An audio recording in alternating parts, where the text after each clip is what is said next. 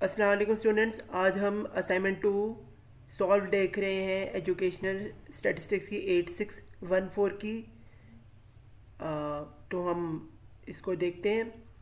पहला क्वेश्चन हमारा था, how is mod calculated, also discuss it's merits and demerits. तो पहले हमने इसके आंसर में आपने देखे हैं किस तरह से लिखे, मॉड कैलकुलेट का किया है, इसको हमने एक्सप्लेन किया, फिर हमने एग्जांपल्स दिए हैं, फिर उसके बाद हमने जो है इसके मेरिट्स और डीमेरिट्स को मॉड के बताया है। ये आपके सामने आ रहे हैं नज़र। पहला जो है वो सिंपल एंड इजी मेथड है, फिर नो इफेक्ट है, फिर वाइडली यूज्ड मेथड दी है, फिर suitable for open end frequency दी है, फिर ग्राफिक रिप्रेजेंटेशन दी है, फिर उसके बाद इसके प्रोज यानी कि वही इसकी एडवांटेजेस ही हम बता रहे हैं, और इसके बाद हम इसके डिसएडवांटेजेस बताने लगे या इसके डीमेरिट्स यहाँ नीचे आप देख रहे हैं, जैसे कि नॉट वेल डिफाइंड, फिर है not based on all values, फिर है not suitable for algebraic treatment और फ्लक्चुएशन है। और ये इसके कॉन्स यानी कि इसकी डीमेरिट्स ही हैं। आगे रेफरेंसेस दिए हुए हैं। आगे हम चलते हैं क्वेश्चन नंबर 2 में। ये है discuss T test and its application in educational research. तो हमने यहाँ पे आंसर में टी टेस्ट और उसके एप्लीकेशन इन एजुकेशन रिसर्च में दी है, ये आप देख लें। ये आपके सामने रिप्रेजेंट किया जा रहा है। Understanding of the T test भी यहाँ पे हमने दिया है। फिर यूजिंग अ टी टेस्ट हम यहाँ पे बता रहे हैं कि इसे यूज़ किस तरह किया जाता है।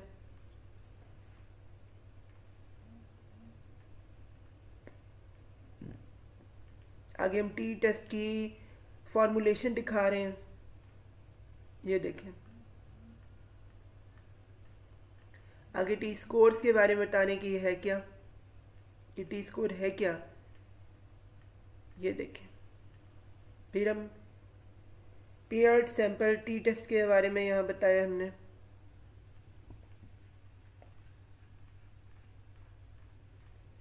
फिर ये आ रहा है जी इक्वल वेरिएंस और ओल्ड टी टेस्ट, उसके बारे में यहाँ हमने बता दिया।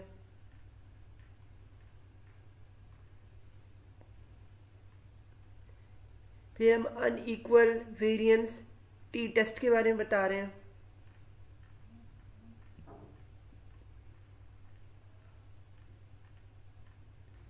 इसके बाद हम बता रहे हैं how is the T test table used. फिर हम बता रहे हैं what is an independent T test, ये आपके सामने मौजूद है। फिर है what does a T test explain and how are they use. फिर हमने नीचे जो है आप ये देखें इसके रेफरेंसेस दिए हैं।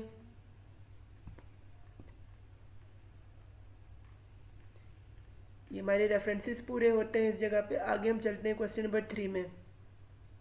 तो ये है what is regression analyse and what is its application. तो हम नीचे हमने रिग्रेशन का दिया है कि क्या होती है रिग्रेशन, ये आप देखें।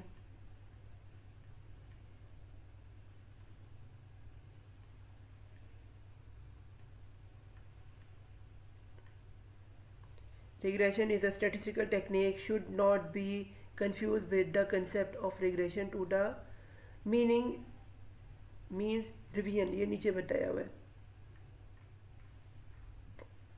फिर in order for a re-understanding regression, ये यहाँ पे regression के बारे में बताया। Regression captures the correlation between variable observation in a data set and quantifies whether those correlations are statistically significant or not. अगला है जी रिग्रेशन एंड इकोनोमेट्रिक्स। इसमें बेटा इकोनोमेट्रिक्स क्या होती है और बताए रिग्रेशन क्या है। Econometrics is a set of statistical techniques use to analyse data in finance and economics.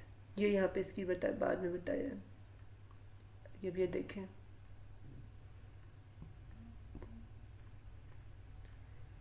आगे इकोनोमेट्रिक्स के बारे में बताया जा रहा है। ये देखें, नीचे बताया जा रहा है कैलकुलेटेड रिग्रेशन, किस तरह रिग्रेशन को कैलकुलेट किया जाता है। Linear regression models often used a least square approach to determine the line of best fit, ये यहाँ पे बताया, ये आपके सामने है। आगे सिंपल लीनियर रिग्रेशन नीचे बताया क्या इसकी जो फॉर्म होती है वो क्या है, Y is equal to A plus B X plus U दिया हुआ जैसे। फिर मल्टीपल यहाँ पे दिया हुआ जी मल्टीपल लीनियर रिग्रेशन, उसके बारे उसकी फॉर्मूला है Y is equal to A plus B one X one plus B two X two plus B three plus X three, यानी ये वेरिएबल्स हैं प्लस ये सो ऑन हो जाता है।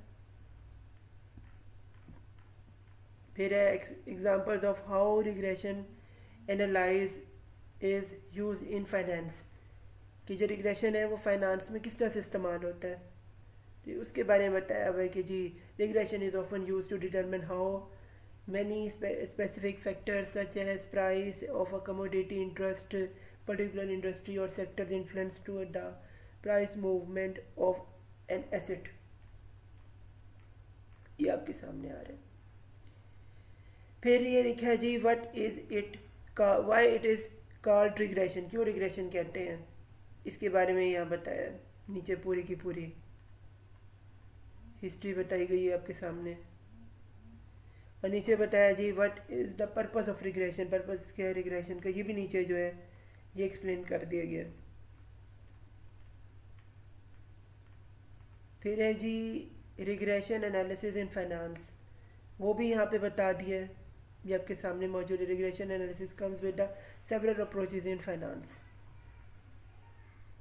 और ये CAPM कहते हैं, कैपिटल एसेट प्राइसिंग मॉडल को, जिसे हम ये उसका एक नेम है, ये बड़ा कॉमन है। और नीचे रेफरेंसेस जो है दिए हैं इसके सवाल के। आगे हम चलते हैं क्वेश्चन नंबर 4 में। तो ये जो क्वेश्चन नंबर 4 है ये बता रहा है जी explain assumptions of applying one way ANOVA and its process and its procedure. तो वन वे ANOVA की जो है प्रोसीजर जो है उसका आंसर जो है वो नीचे हमने ऐसे लिखना है, assumptions of application one way ANOVA and its procedure, जैसे मैंने नीचे किया हुआ है, ये देखें। फिर मैंने बताया what is one way ANOVA, ये लिखा हुआ है पूरे का पूरा आपके सामने कि वन वे ANOVA होता क्या है। फिर आगे ये इसको एक्सप्लेन नहीं हो रहा है। इसके बाद आता है what are the hypothesis of one way ANOVA, ये देखें, ये वन वे ANOVA की जो है हाइपोथेसिस है, इसमें 2 पॉसिबल हाइपोथेसिस वो बता रहे हैं। Number 1 the null hypothesis H0 is that there is no difference between the groups and equality between means। उसके बाद दूसरी बता रहे the alternative hypothesis H1 is that there is a difference between the mean and groups। फिर आ रहा है what are the assumptions and limitations of one way ANOVA, ये यहाँ पे बताया नॉर्मेलिटी है, फिर सैम्पल इंडिपेंडेंस है, फिर वेरिएंस है, इक्वलिटी है, और योर डिपेंडेंट वेरिएबल है।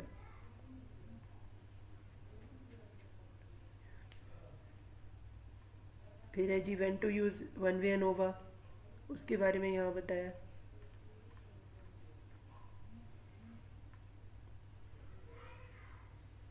ये आपके सामने है। The null hypothesis H0 ANOVA is that there is a no difference among group mean। The alternative hypothesis HA या H1 से रिप्रेजेंट करने is that the at least one group differ significant from the overall means of the dependent variable। अगला जो है वो है जी how does an ANOVA test work, ये इसके ऊपर बताया हुआ है किस तरह से काम करता है ANOVA।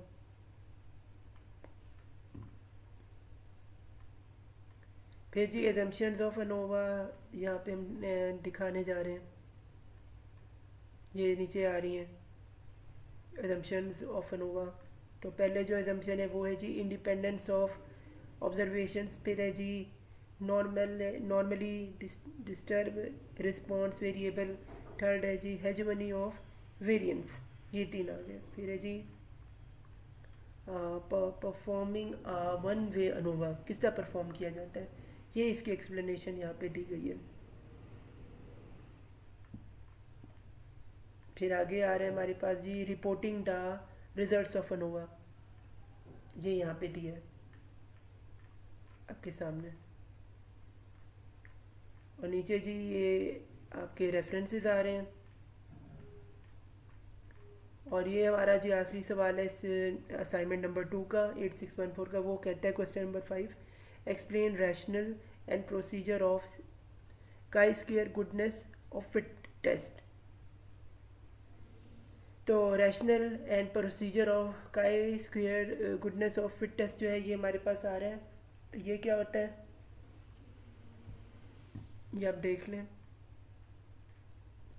कि motivation performance chi square and test, goodness of fit and examples of the performers के लिए chi square goodness of fit test motivation इसके लिए क्या है वो यहाँ पे दी हुई है।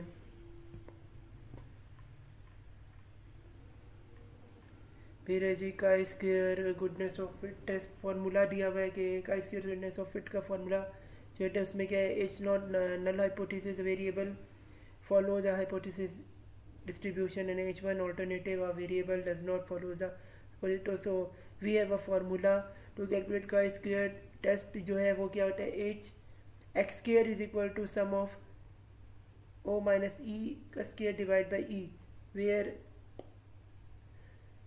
sum is a symbol that means sum, फिर o means observation value और e is expected value। तो ये जो ऊपर आप फार्मूला देख रहे हैं ये सारी चीज़ें इसकी एक्सप्लेन करें, ये सब जो मिलता है तो ये काई स्क्वायर का जो है ये फार्मूला जो होता है बनता है और इसको हम सॉल्व करते हैं। ये नीचे जो है इसके बारे में बताया जा रहा है। Chi square goodness of fit test की एग्जांपल दी है यहाँ पे, एक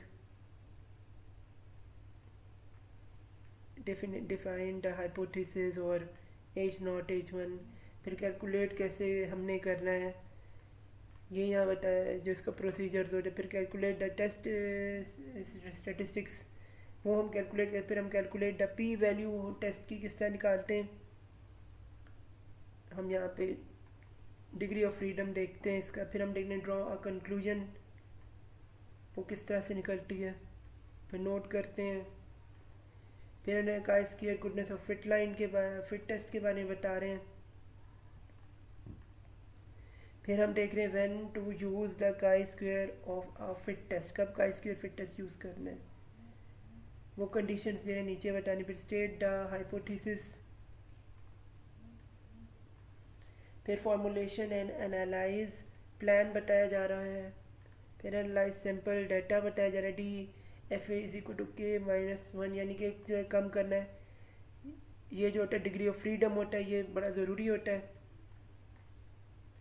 फिर एक्सपेक्टेड फ्रीक्वेंसी काउंट्स यहाँ पे आ रहे हैं।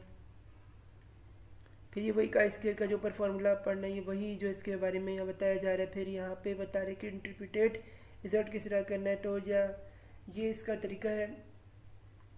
फिर टेस्ट योर अंडरस्टैंडिंग, ये वो बता रहे हैं कि आप अपनी अंडरस्टैंडिंग कैसे करें। सोल्यूशन दिया हुआ है, स्टेट द हाइपोथेसिस, फिर फॉर्मुलेट एंड एनालाइज प्लान दिया हुआ है, एनालाइज द सैम्पल टेस्ट दिया हुआ है, और उसके बाद ये रेफरेंसेस दिए हुए हैं। और यहाँ पे जो है हमारी जो असाइनमेंट 2 जो है ये 8614 की आपके सामने ख़त्म हो जाती है। इसी तरह आप ये गूगल पे ये आंसर्स लिखें क्वेश्चन, और जिस तरह से मैंने सॉल्व किया वो इस तरीके को करें ताकि आप ये 25 जो है ये सितंबर आखिरी तारीख है हमारी 8614 की जमा कराने की, तो आप अपनी असाइनमेंट को जमा कराएं। तो अल्लाह हाफ़िज़ मेरी तरफ से।